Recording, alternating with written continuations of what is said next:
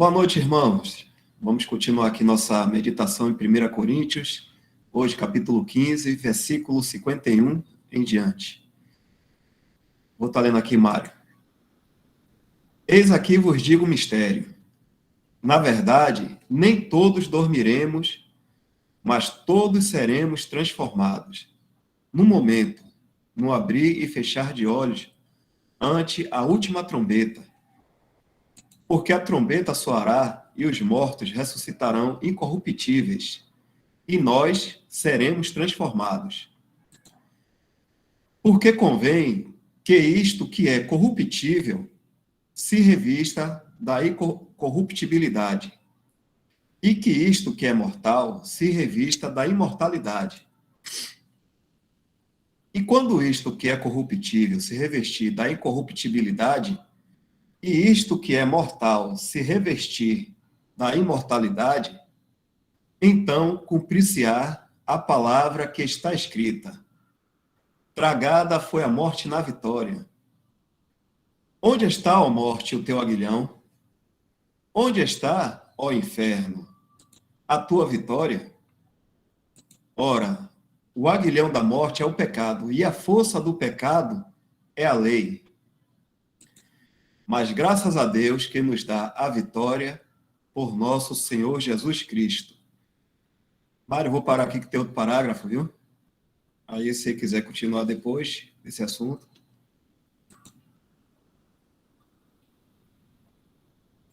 Eu acredito que vai até o...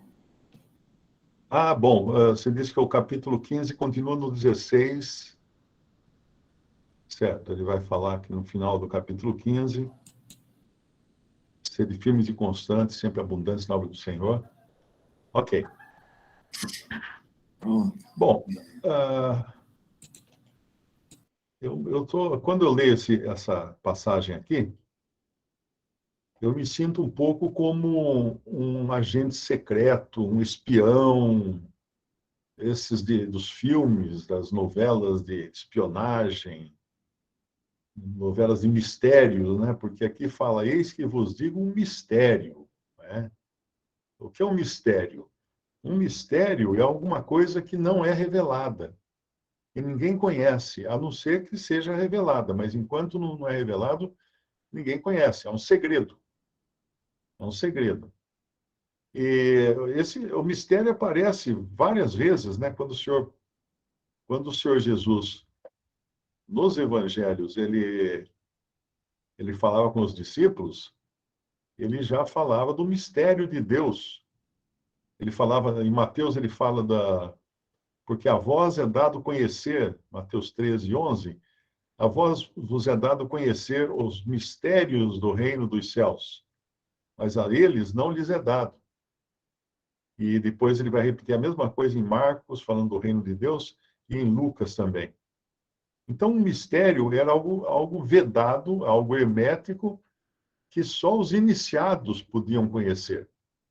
No caso dos evangelhos, só aqueles a quem o Senhor Jesus explicasse. Porque quando ele pregava, por exemplo, ele pregava o Sermão do Monte, né? Ele pregava lá em Mateus 13, ele pregou para a multidão. Mas depois ele chamou seus discípulos para junto de si, para explicar, para revelar o que significavam aquelas parábolas. As parábolas eram mensagem criptografada, vamos dizer assim, né? Era mensagem codificada. Era impossível alguém entender a mensagem se não recebesse a chave da mensagem. É como a gente, quando tem as senhas de internet, aí, as senhas de banco e tudo mais, a gente precisa receber uma senha, você preenche lá, daí você espera no seu celular, aparece lá um número, que é para você colocar no lugar, para confirmar e tal, aí você tem acesso ao site. Então, assim é também as coisas de Deus.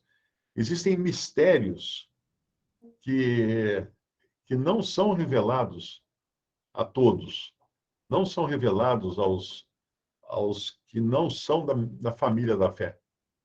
Então, é impossível uma pessoa incrédula entender certas coisas da palavra de Deus, porque são mistérios. E aqui Paulo está falando, está trazendo um mistério que ainda não tinha sido revelado para outros.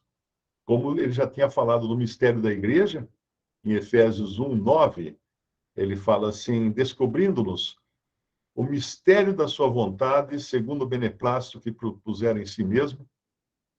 E depois ele continua com esse assunto. Também Efésios 3, ele fala no versículo 3, como me foi este mistério manifestado pela revelação, como antes um pouco vos escrevi, por isso, quando ledes, podeis perceber a minha compreensão do mistério de Cristo.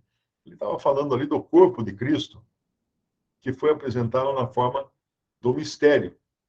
E ele vai repetir em Efésios 3:9 também, ele vai falar da dispensação do mistério, que desde os séculos esteve oculto em Deus, que tudo criou por meio de Jesus Cristo. Então, coisas que não eram conhecidas no Antigo Testamento e muito menos não eram conhecidas dos incrédulos. Os mistérios são dados apenas àqueles que têm a chave para interpretá-los. E a chave que nós temos é o Espírito Santo, né? O Espírito Santo é que nos ajuda a interpretar os mistérios de Deus. Em Colossenses também, no capítulo 1, versículo 26, ele fala do mistério, o mistério que esteve oculto desde todos os séculos e em todas as gerações, e que agora foi manifesto aos seus santos, a essa classe de pessoas especiais, aos quais Deus quis fazer conhecer quais são as riquezas da glória deste mistério entre os gentios, que é Cristo em vós, esperança da glória. Então, aqui nós encontramos um outro mistério que ele vai falar nesse versículo 51. Eis aqui vos digo um mistério. Esse é outro mistério.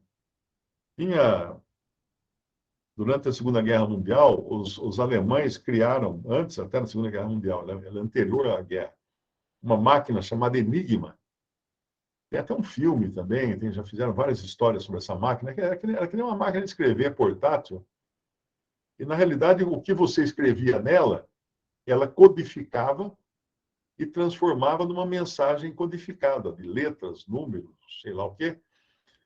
E eles transmitiam depois por rádio essa mensagem codificada, e quem recebesse essa mensagem tinha que ter essa máquina Enigma para digitar nela a mensagem e ela, então, decodificar. Era uma máquina, funcionava com eletricidade e também com partes mecânicas, né? Engrenagens girando tal. Ela fazia um banzé dentro dela lá que decodificava a mensagem codificada. E os aliados conseguiram capturar um submarino nazista e capturar uma máquina dessas, que estava no submarino para receber as mensagens que eram mandadas pelo Comando Central. E de posse dessa máquina, eles foram capazes de entender como ela codificava e decodificava as mensagens. E a partir daí, tudo que os alemães mandavam pelo rádio, os aliados se preparavam, sabendo onde eles iriam atacar, o que eles iriam fazer. Mas o problema é que eles não podiam decodificar todas as mensagens, ou seja, se os alemães falaram, nós vamos atacar a frota de navios que está chegando lá da América, carregando armas e munições e tal.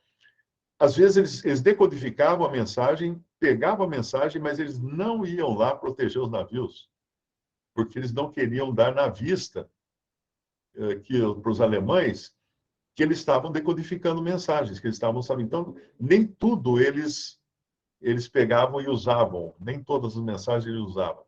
Mas o que era tudo isso?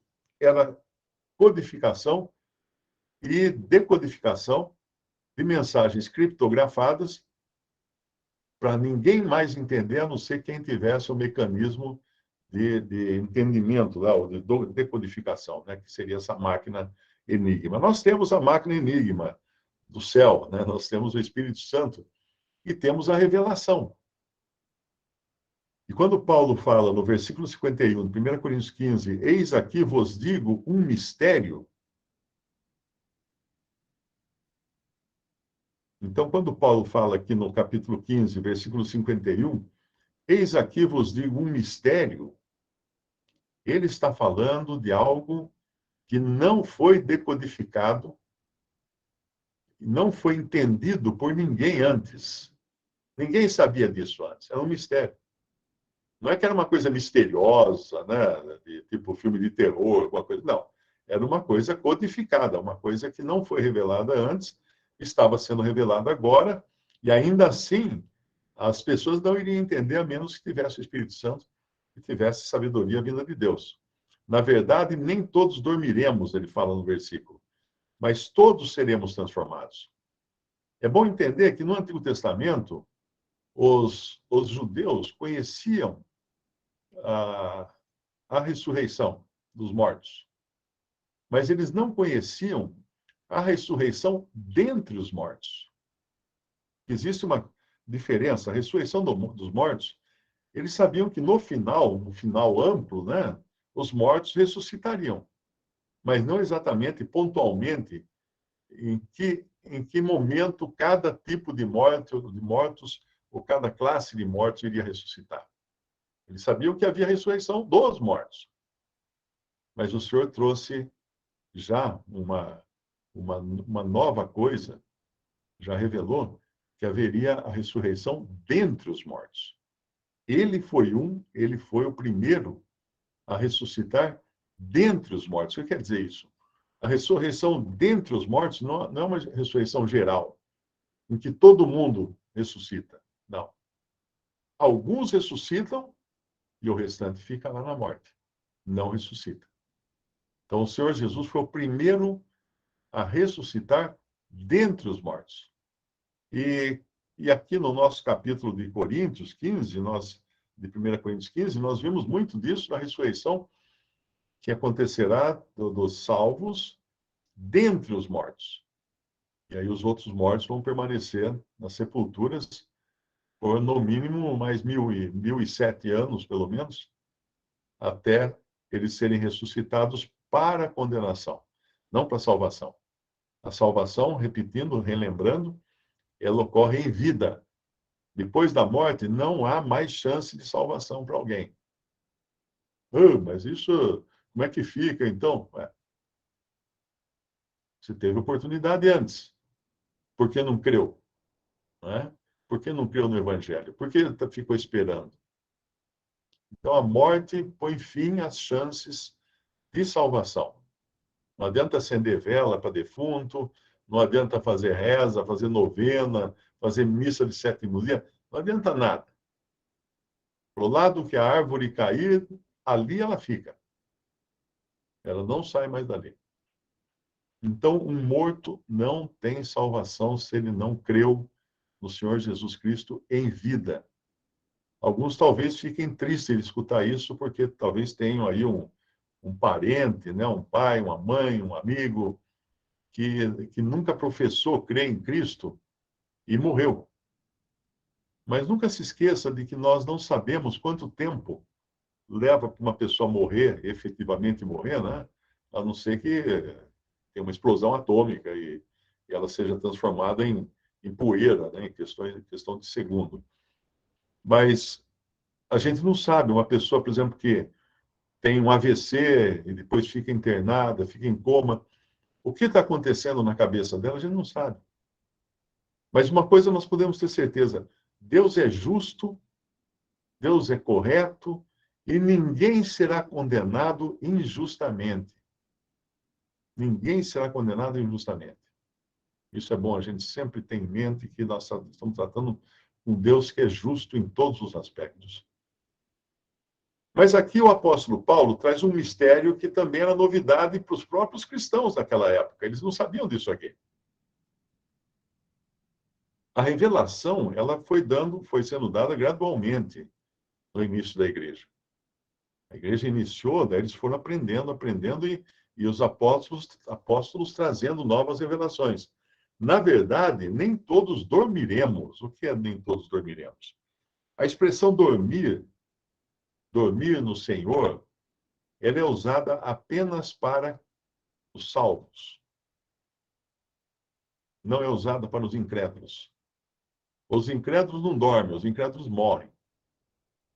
Mas para os salvos, no Novo Testamento, nós vemos que é usada a expressão dormir, porque,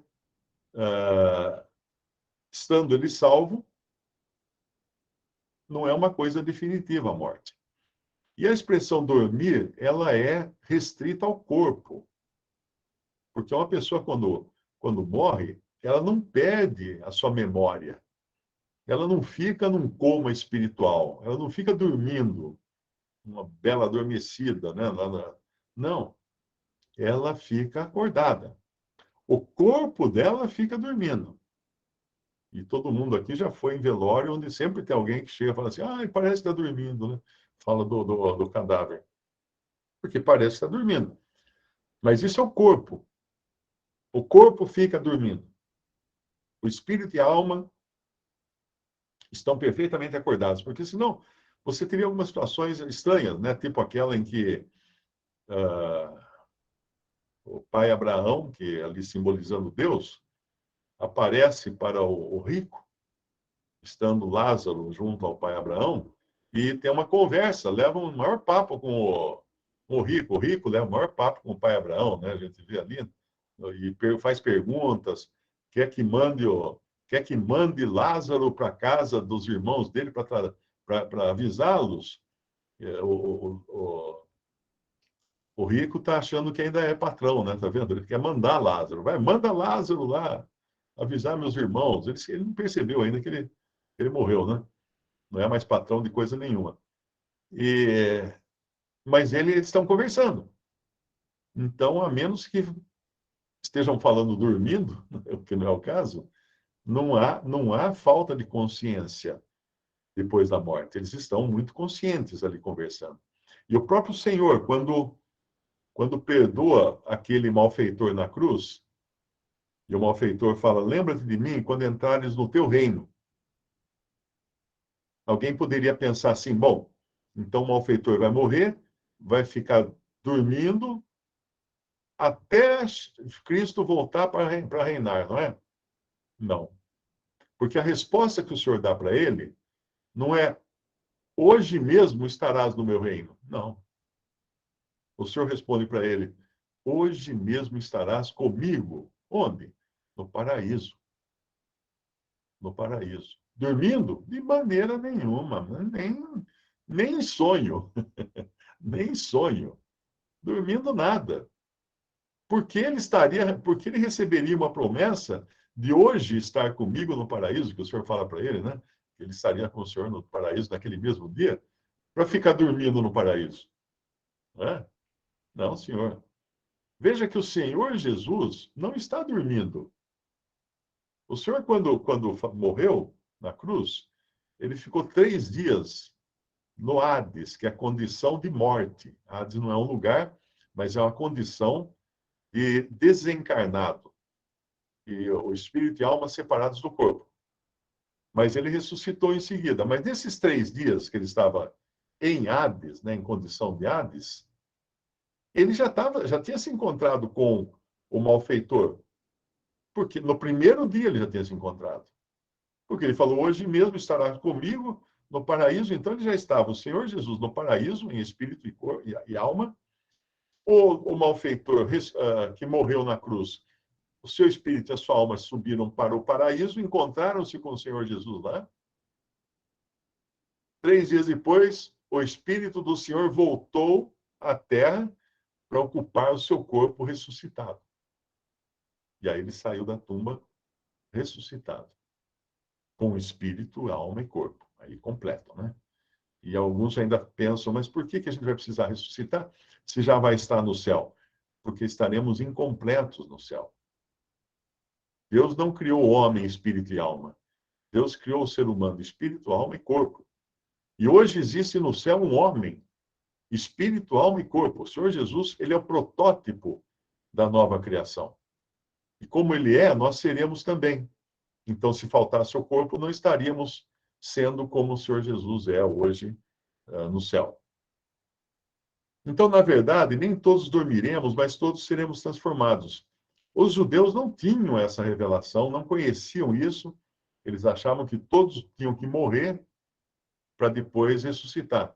Mas o que Paulo está dizendo aqui é que nem todos irão morrer, mas todos serão transformados, ou seja, todos receberão um corpo aperfeiçoado.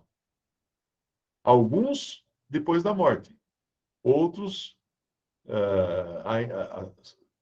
que estiverem ainda vivos.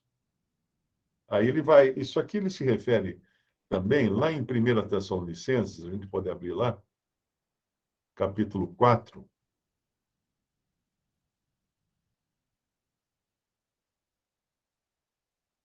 versículo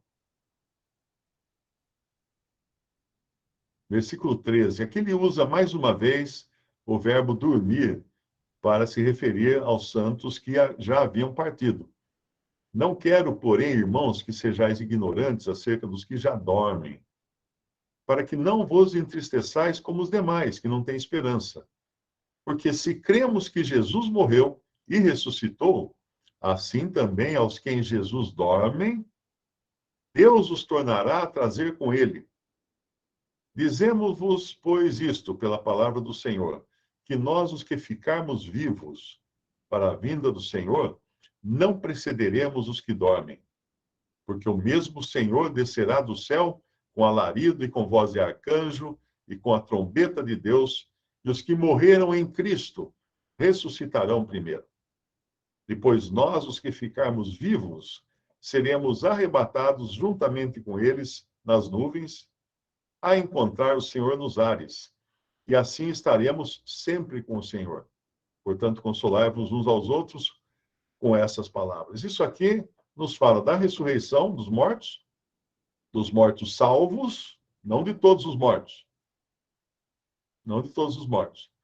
Dos mortos salvos, que morreram em Cristo. Quem que morreu em Cristo? Todos os que morreram desde Adão, que morreram na fé. Ah, mas eles não conheciam Cristo. Conheciam sim, porque Jeová sempre foi o Senhor Jesus manifestado aos homens na terra. Então, eles conheciam sim. Não da maneira como nós conhecemos, mas eles conheceram. E eles morreram na fé, eles morreram na esperança da vida eterna. Então, isso aqui é o que vai acontecer. E Paulo revela aqui também, com mais detalhes, aquilo que ele está falando lá em 1 Coríntios, capítulo 15, quando ele fala que vos digo um mistério. Nem todos dormiremos, mas todos seremos transformados, porque uns estarão mortos, receberão o seu corpo ressuscitado, enquanto que outros serão transformados ainda vivos, transformados num corpo compatível para viver no céu e para viver na eternidade, onde não existe mais uma matéria como essa que nós conhecemos, é outro tipo de configuração, vamos chamar assim, e onde não existe tempo também.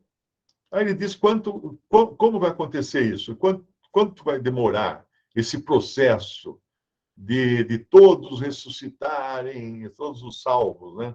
Ressuscitarem e deixarem suas tumbas e sacudirem a poeira, e aí nós, os vivos, sermos transformados. Ele fala aqui, ó, no abrir e fechar de olhos.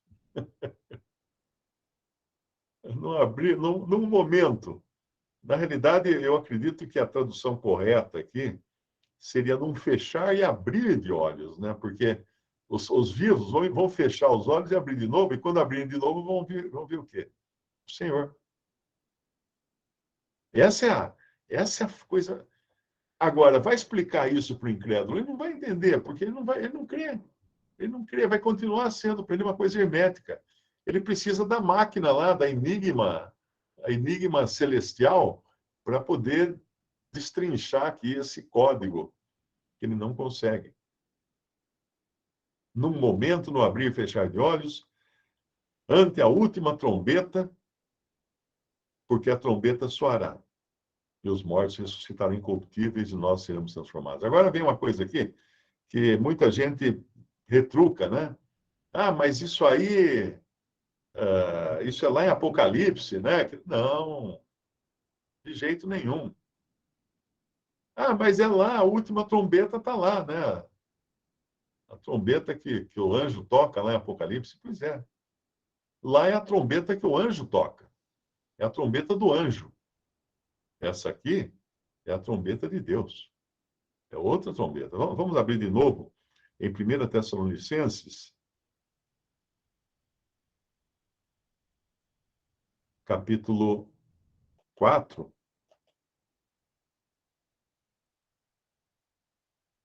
versículo 16. Porque o mesmo Senhor descerá do céu com alarido e com voz de arcanjo e com a trombeta de Deus. Essa é a trombeta de Deus. É a última trombeta, no sentido de que é a derradeira chance de embarque, vamos chamar assim, né? Que nem o cara no trem fala, no aeroporto, fala assim, última chamada para o voo tal, tal, tal, do céu. Dirija o seu portão tal. Essa é a última chamada. Essa última trombeta é a última chamada.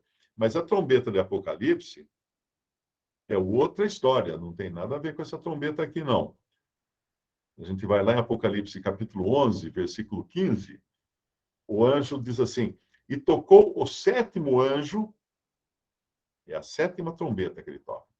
O sétimo anjo tocou a trombeta e houve no céu grandes vozes que diziam, os reinos do mundo vieram a ser de nosso Senhor e do seu Cristo, e ele reinará para todo sempre. Essa trombeta não tem nada a ver com a ressurreição. Tem a ver com a retomada dos reinos da parte de Cristo. Cristo tomando os reinos agora, que passam a ser dele, né, e debaixo da sua autoridade. Não tem nada a ver com ressurreição essa trombeta. E também não é trombeta de Deus, é trombeta do anjo. E o sétimo anjo, e tocou o sétimo anjo a trombeta e houve no céu grandes vozes que diziam, etc, etc, etc. Não é arrebatamento, não é ressurreição, não é nada disso. E esse toque da trombeta vai acontecer alguns anos depois daquele toque da última trombeta de Deus lá, chamando para o embarque. Aquela é a trombeta que realmente vai chamar os mortos para fora do túmulo e também transformar os vivos, crentes, né?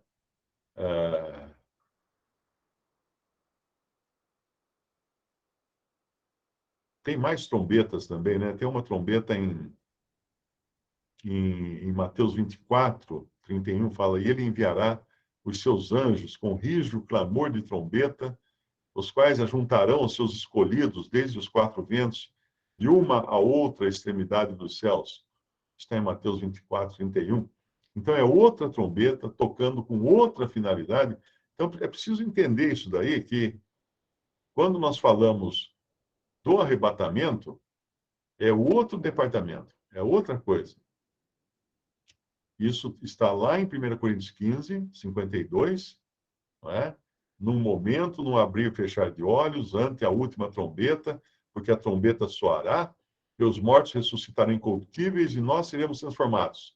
Essa é uma, 1 Coríntios 15, 52. E essa mesma trombeta é repetida, então, em 1 Tessalonicenses 4, 16. O Senhor mesmo descerá do céu com grande brado, com voz de arcanjo, e com trombeta de Deus. E os mortos ressuscitarão primeiro. Os mortos em Cristo. Esse grande brado pode ser interpretado como a voz do próprio Senhor. Porque ele fala lá em João, capítulo 5, versículo 25, ele fala o seguinte: em verdade vos digo, que vem a hora, e agora é, em que os mortos ouvirão a voz do Filho de Deus, e os que a ouvirem viverão. Então, provavelmente, esse é o grande brado. Foi um brado semelhante a esse que o Senhor deu lá em João 11, quando ele falou, Lázaro, vem para fora. Ele Ele gritou e quem veio para fora? Lázaro. Ele chamou e Lázaro veio, né? Então nós podemos ter certeza de que esse Senhor vai dar esse grande brado e os mortos sairão da sepultura e nós, os vivos, seremos transformados. E também lá em Tessalonicenses fala mais uma coisa, fala o mesmo Senhor descerá do céu com grande brado e com voz de arcanjo. Essa voz de arcanjo,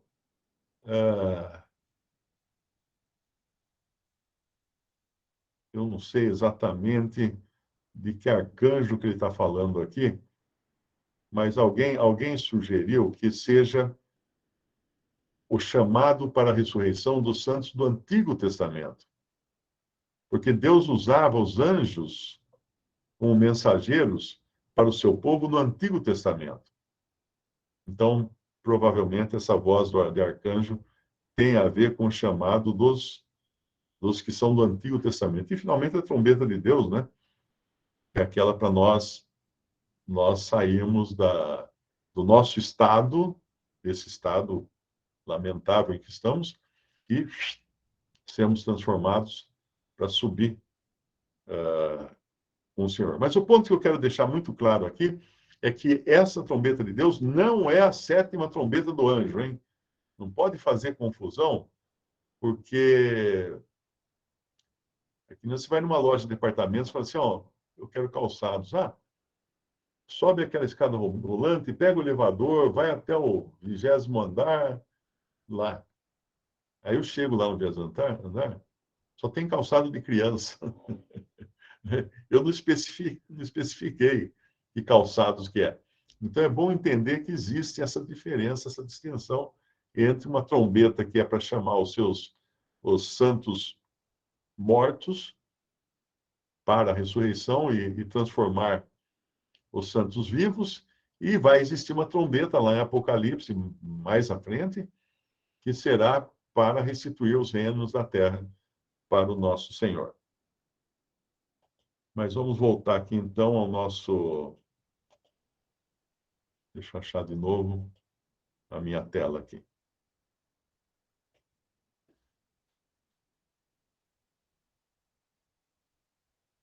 Primeira Coríntios, capítulo 15.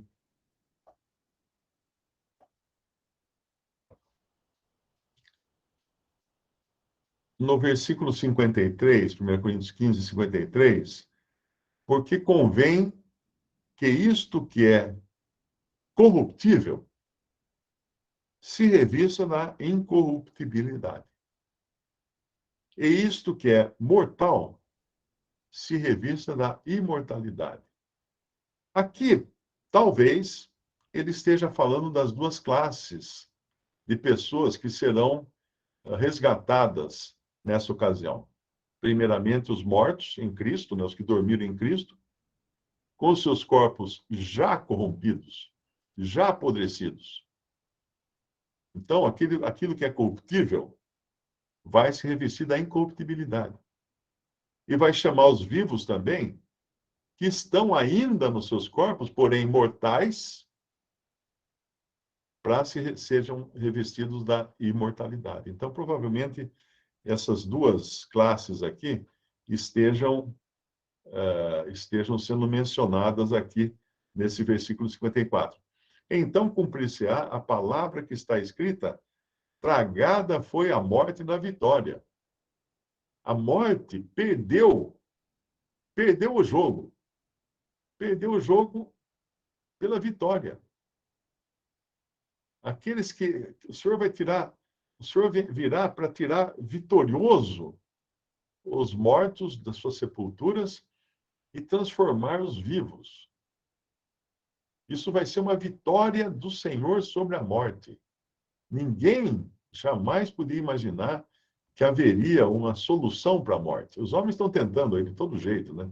Cada hora inventa uma coisa, congela o sujeito. Tem um monte de gente congelada esperando para ver se descobrem a cura para a doença de que aquelas pessoas morreram e aí poder descongelar. Nem me pergunte, acho que põe no micro-ondas lá o corpo tal para descongelar e trazer a pessoa de volta à vida e curar a doença que a matou. Alguns que são mais pobres, né, porque é muito caro isso, você tem que congelar em grandes cilindros de nitrogênio líquido, eu acho que é o sistema, e aí você tem que pagar uma mensalidade. O laboratório mantém lá um monte de gente, tudo congelado, e cobra o condomínio desse povo para o corpo deles ficar morando lá, né? E não é para qualquer um. Não é para qualquer um. Então, eles têm uma opção que é congelar só a cabeça. É congelar só a cabeça, porque acreditando que tudo que é a pessoa está no cérebro. Então, depois, é até mais fácil, porque a cabeça cabe no micro-ondas, né? Descongela a cabeça e tira as informações, ou transplanta a cabeça num outro corpo para continuar vivendo. Essa é a ideia. E tem gente pagando para isso. Porque o ser humano, ele tem verdadeiro pavor da morte, porque na morte ele vai ter que se encontrar com Deus. E vai ter que prestar contas a Deus. Aqueles que não aceitaram a graça de Deus terão de prestar conta e vão sair perdendo. Vão sair perdendo. Você vai ter que se encontrar com aquele que é seu arqui-inimigo. Você nunca quis Deus na sua vida, você não vai querer Deus na sua morte também. Percebe? Tanto é que às vezes chama atenção aquele rico, da história do rico e Lázaro. Em nenhum momento ele pede água, ele pede para Lázaro, pai Abraão, manda Lázaro aqui trazer água para molhar minha língua, que eu estou com muita sede e tal. Pai Abraão, manda Lázaro ir lá falar para meus irmãos, avisar meus irmãos para que não venham para esse lugar horrível. Mas em nenhum momento ele fala assim, pai Abraão, me tira daqui. Por que não fala? Porque a alternativa seria ele estar com Cristo. Se ele fosse tirado dali, ele ia ser levado para o céu. Ele nunca quis ir. Ele nunca quis a companhia de Cristo. Então ele não pede isso. Ele não pede para ser tirado dali. Nenhum condenado, nenhum na condenação eterna, no lago de fogo, irá dizer assim: eu quero sair daqui. Não vai querer. Porque a alternativa é estar com Cristo. E eles não quiseram. E não vão querer também depois. Não vai ter arrependimento no lago de fogo. Não vai ter no lago de fogo e vai dizer, eu devia ter me crido em Cristo. Não, não devia, não, porque não queria mesmo. Foi até o fim, teimando que não queria a companhia de Deus e não queria aceitar a graça de Deus para a salvação. Então não tem remédio. Tragada foi a morte na vitória. A vitória de quem? A vitória de Cristo. E aí ele fala uma frase aqui que é muito interessante. Onde está, ó morte, o teu aguilhão, o teu ferrão? Onde está, ó inferno? Eu acho que aqui a tradução mais correta seja Hades, né? Vamos ver aqui. É morte mesmo. É Hades, Hades. Hades, não é inferno. Onde está, ó morte, teu aguilhão? Onde está, ó Hades, a tua vitória? O que é Hades? Repetindo, é a condição de separação entre alma e corpo. Onde está, ó Hades, a tua vitória? Ora, o aguilhão da morte é o pecado. E a força do pecado é a lei. Vamos entender um pouco isso daqui. Você tem uma abelha. Você tem uma abelha. A abelha, ela tem um ferrão. Aguilhão é ferrão. Quando a abelha pica alguém, ela morre. Porque ela deixa o ferrão na pele da pessoa que ela picou. E naquele momento em diante, ela já está condenada. Ela pode até se arrastar um pouquinho. Você já deve ter visto isso, né? Você olha para o seu braço, lá está o ferrão com a bolsinha de veneno grudada no seu braço e ela se arrastando, porque agora ela está morta. Ela está morta. O ferrão, onde está a morte, o teu aguilhão? O aguilhão da morte, o ferrão da morte, picou Cristo na cruz. Então, quando a morte picou Cristo na cruz, A morte morreu. A morte foi condenada à morte. Porque ela deixou o ferrão lá na cruz em Cristo. Ali que resolveu todas as coisas. Onde está, ó morte, o teu aguilhão? Onde está o Hades, a tua vitória? E quando acontece a ressurreição, vai ser a evidência de que a morte perdeu a parada. E a força o aguilhão da morte é o pecado. E na cruz, os nossos pecados foram colocados em Jesus, sobre ele, levando sobre ele, sobre o seu corpo, os nossos pecados, fala em Pedro. Pedro fala isso na sua carta. Ele levou os nossos pecados sobre o seu corpo. Ele tomou a ferroada lá na cruz. Porque o aguilhão da morte é o pecado.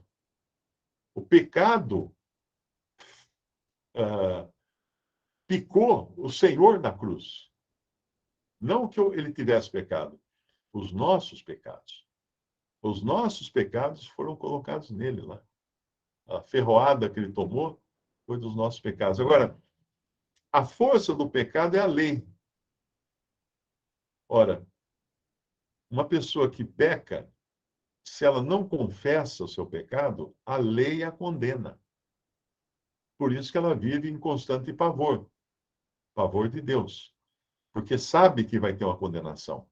Mas como nós conhecemos a graça de Deus, que foi revelada em Cristo, o que acontece?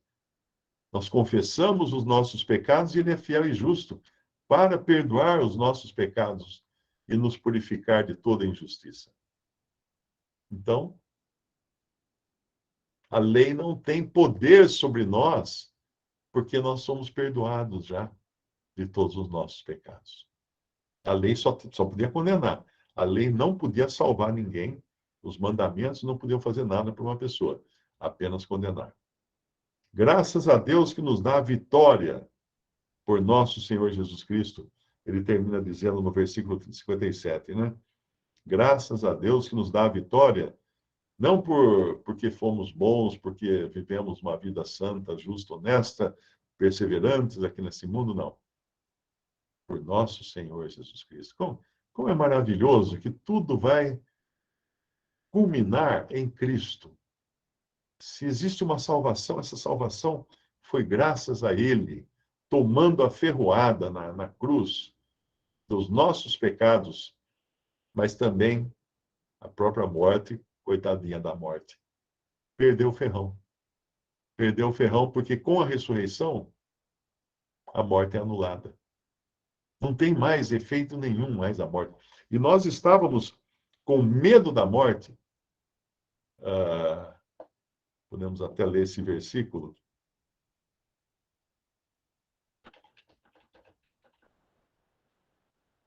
Em Hebreus 2:15, versículo 14. E visto como os filhos participam da carne e do sangue, também ele participou das mesmas coisas, para que pela morte aniquilasse o que tinha o império da morte, ou o poder da morte, o diabo, isto é, o diabo. Ele livrasse todos os que, com medo da morte, estavam por toda a vida sujeitos à servidão. Percebe? O diabo manipula as pessoas pelo medo da morte. A ferramenta dele para manter as pessoas escravizadas é o medo da morte. O medo da morte faz as pessoas tomarem decisões, às vezes até absurdas. Medo da morte. Mas quando somos salvos por Cristo, nós entendemos que Ele foi até a morte. Ele foi morto ali naquela cruz. Ele morreu, ele deu sua vida ali na cruz. E assim ficamos livres desse estratagema do diabo, que é nos aterrorizar com a morte, para tentar nos fazer andar aqui do jeito que ele quer, da vontade dele. Mas veja que no crente isso não pega mais, né? Porque o crente não tem medo da morte. Nós podemos ter medo do processo da morte, tipo uma doença prolongada, a dor, os ferimentos de um acidente, essas coisas realmente nos amedrontam, porque nós somos seres humanos e nós temos instintos que nos fazem fugir da dor, fugir da doença, fugir do sofrimento, né? Mas isso da passagem, né, da morte. Mas o destino o destino depois da morte, o crente já conhece. Então, cada crente pode repetir como Paulo, né? Para mim, o viver é Cristo, e o morrer é ganho. Morrer é ganho. Fala para o incrédulo que o morrer é ganho, ele bate na madeira. Ele bate na madeira 3 vezes. Vira essa boca para lá. Não fala em morrer. Ó, a morte suave ao Senhor, a morte dos seus santos, né? Não tem uma passagem assim que fala isso? Suave ao Senhor. É uma coisa boa aos olhos de Deus a morte dos seus santos. Até aí, eu acho que já cobrimos o que faltava desse capítulo, né? O Josué levantou a mão. Vamos lá, Josué.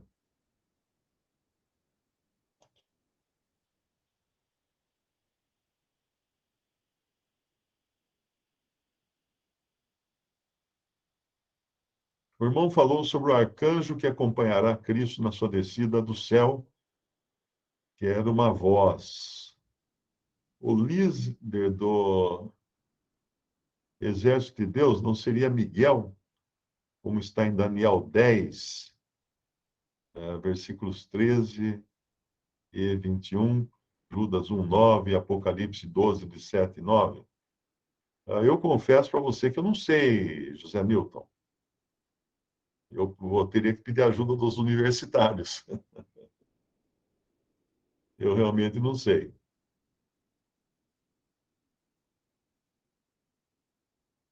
Quando Jesus foi ao Hades, nos 3 dias de corpo inerte, ele estava com os pecados da humanidade? Não, conforme o propósito de Deus.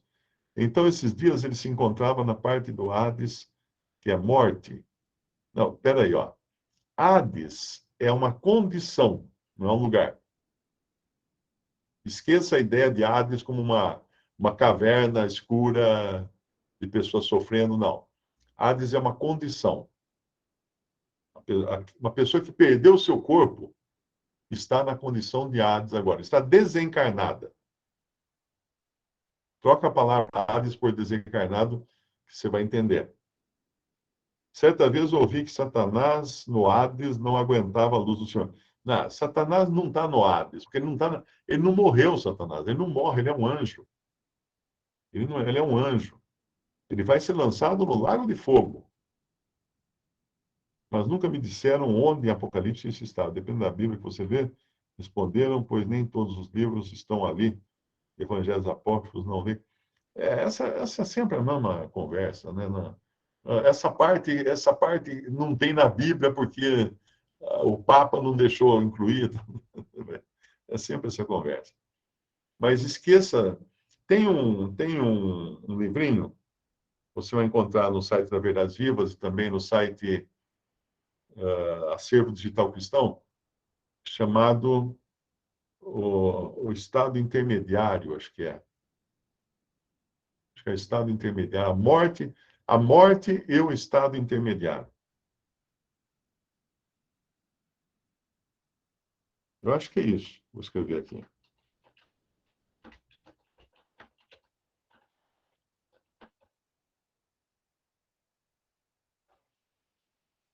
Mas essas outras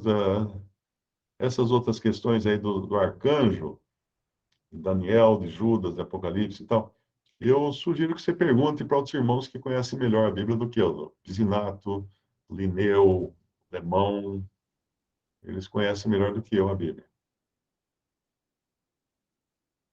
Eu, como costumo dizer, eu sou palhaço de porta de loja.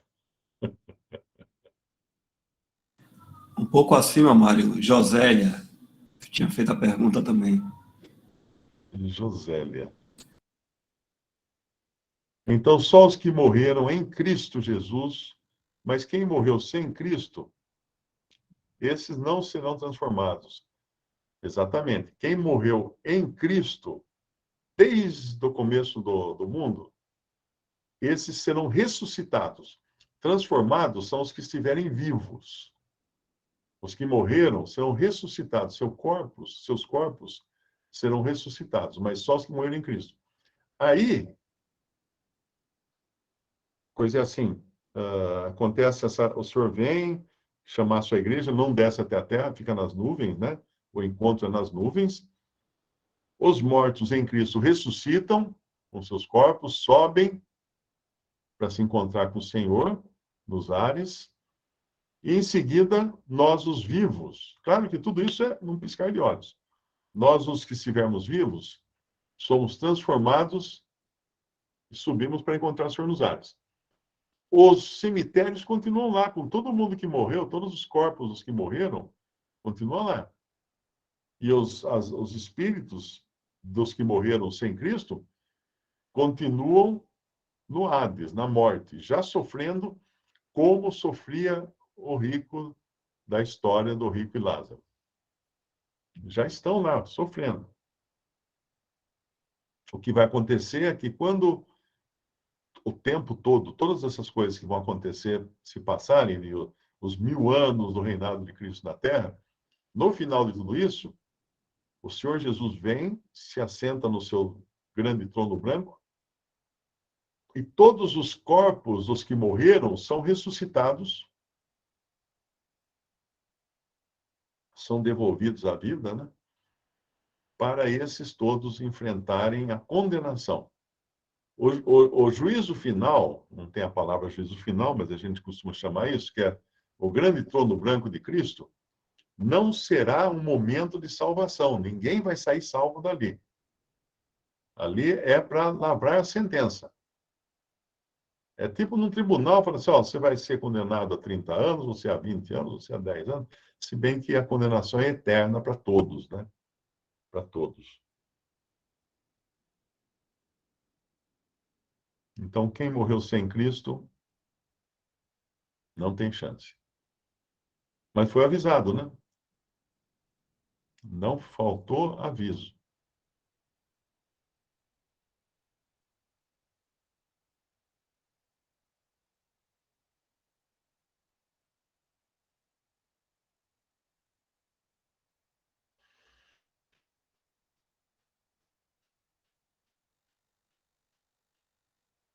Mais alguém?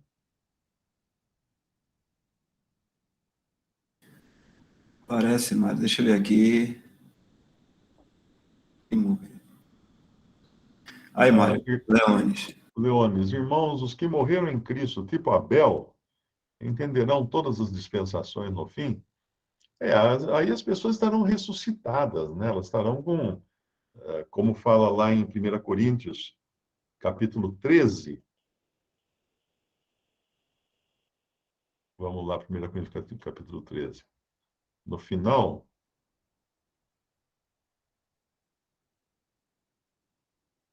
versículo 9, porque em parte conhecemos e em parte profetizamos, mas quando vier o que é perfeito, então o que o é em parte será aniquilado. Então eles terão conhecimento completo de tudo, não terá mais problema nenhum de conhecer só metade da história.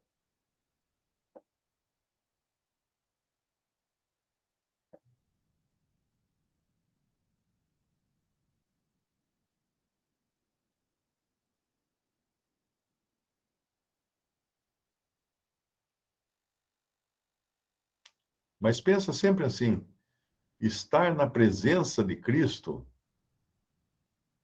não tem nada mais que vai ser importante para nós.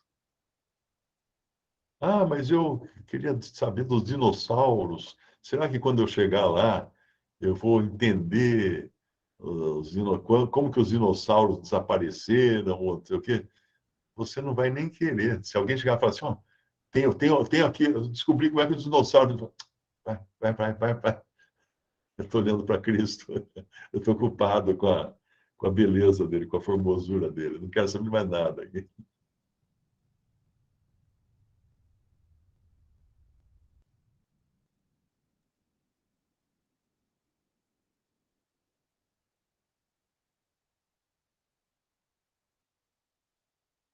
É isso aí.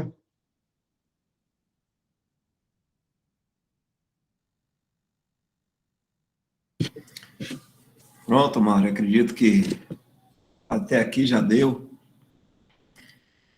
Muito bom. Eu vou deixar esse versículo aqui, deixa eu ver aqui no final. Deixa eu compartilhar para você ver aqui, Mário.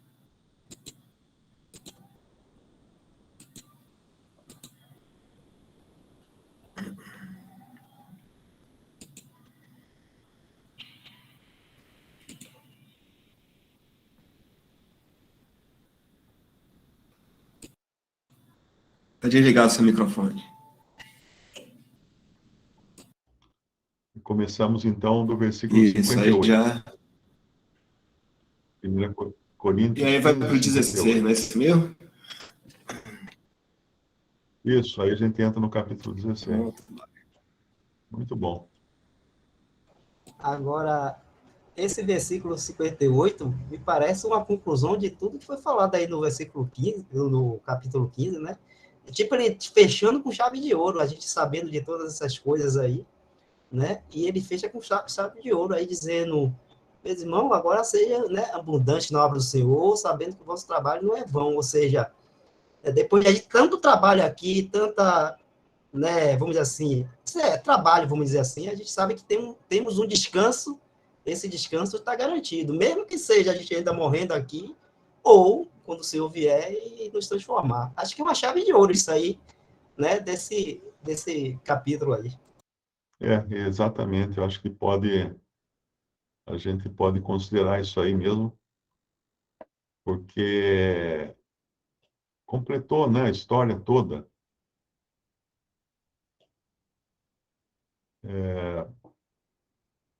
Deixa eu até ver aqui. 58, né? Parece ser, Mário, porque no 16 começa outro parágrafo também. É, Encerramento. porque aqui vai falar da certeza da ressurreição, né? Então, a certeza da ressurreição nos leva a sermos firmes e constantes e abundantes na obra do Senhor. E agora eu tenho que ajudar o Pedro, que ele já está indo em direção ao banheiro. A gente encerra aqui, Mário. Pode agradecer e a gente passa o 16 semana que vem. Se o senhor permitir, se estivermos aqui. Então vamos lá. Nosso Deus e Pai, nós damos graças pela salvação, pela vida eterna, pelo teu Filho Jesus, nosso Senhor, que morreu por nós, e por essa certeza de ressurreição, de estarmos com Cristo a qualquer momento e para toda a eternidade. Rogamos por esta